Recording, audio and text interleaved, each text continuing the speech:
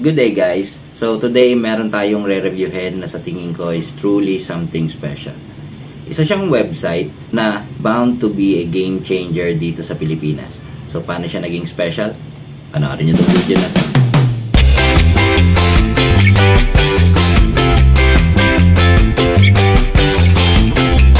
Ang pangalan ng website na to is skillarchive.com.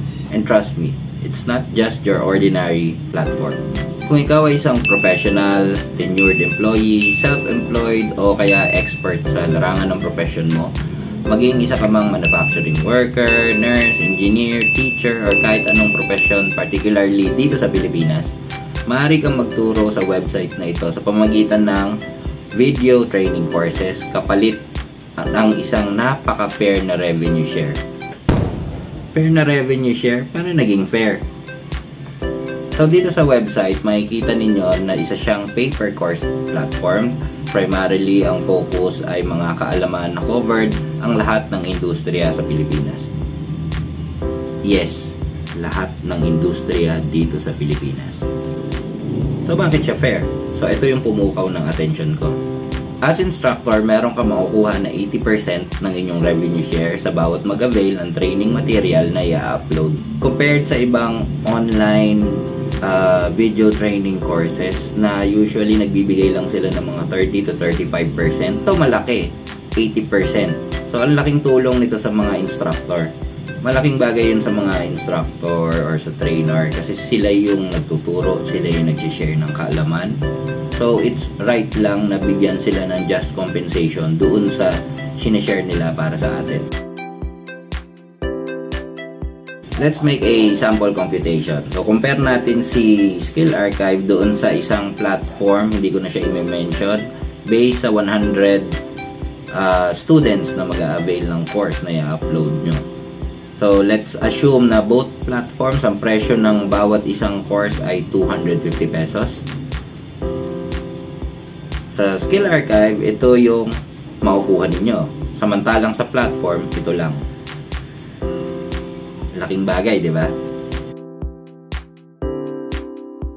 So, gusto kong pakita sa inyo yung sample ng dalawang course na in-avail ko. Ano siya?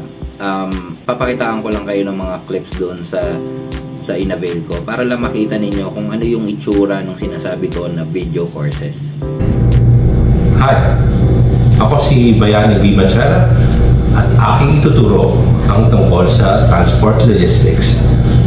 Good day everyone, I am Nicolette Kirsty M. Infante and I will be your instructor in Gen Ed and Prof. Edlet Reviewer.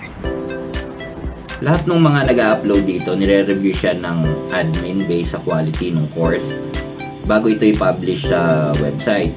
Hindi lang yon, hindi sila nagpapalagay ng expensive price na hindi na kaya i-avail ng pangkaraniwang Pilipino na gustong matuto. Meron na sa YouTube niyan eh. Para sa akin, hindi natin pwedeng i-compare ang YouTube dito sa mga online training courses, particularly dito sa Skill Archive. Kasi ang isang advantage na isang online training course ay bibigyan kanila ng certificate of training. Ito yung proof ng accomplishment mo, na na-accomplish mo, natapos mo yung isang kurso.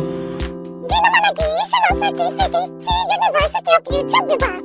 Itong mga certificates na to, maaari mo siyang gamitin as attachment kapag nag-a-apply ka sa trabaho. So for example, nag-apply ka sa isang trabaho, merong nakalagay dito na qualifications. Kailangan may working, kailangan knowledgeable dito sa ganitong specific skill. So meron kang proof na pwedeng ipakita sa kanila na meron kang alam dito sa kurso na to, na meron kang alam dito sa skill na to. Currently, meron din akong ginagawa na video course na gusto kong i-share dito sa website na to. Ituturo ko sa inyo o i-upload ko next video kung paano tayo mag-a-add ng course. Sobrang user-friendly nung website nila, pati yung course builder. Pero gusto kong i-share sa inyo through my next upload kung paano ko siya step by step na ginawa. So, based dito sa website nila, parang ang tinuturo kasi niya, naka-primarily, naka-focus siya dito sa lahat ng industriya sa Pilipinas.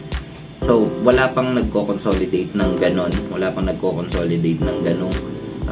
specific skills or training courses dito sa Pilipinas. Usually, kung ano lang yung sector mo, yun lang yung particular na ituturo. Walang isang website na nagko-consolidate. So sa tingin ko, ito pa lang ang kauna-unahan website na gagawa nun. Itong mga ganitong web platforms ang dapat na sinusuportahan. Bakit? Once na mag-populate yung courses na to, ang dami nitong matutulungan sa kahit anong industriya dito sa Pilipinas. Higit sa lahat, ma-avail ito ng learner sa napakamurang halaga, kagaya ng mga sample na pinakita ko kanina. So, makakatulong din ito sa kalidad ng manggagawa. So, kung mag-a-apply ka ng trabaho, may na-acquire ka na ng specific skills, may alam ka na doon sa trabahong pinapasok. Malaki rin yung matutulong nito sa instructor.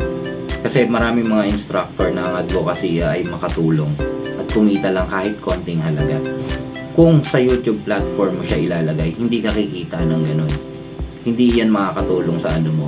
Malaki yung marireach mo, pero sa tingin ko, mas maganda kung i-upload mo siya sa mas tamang platform. So, abangan nyo ako sa next video. Ituturo ko kung paano tayo mag-upload ng course, and then susundan natin kung paano yung magiging update ng course natin, kung may mag-a-avail ba at kung magkano ba yung pwede natin ma-earn na revenue out of dito.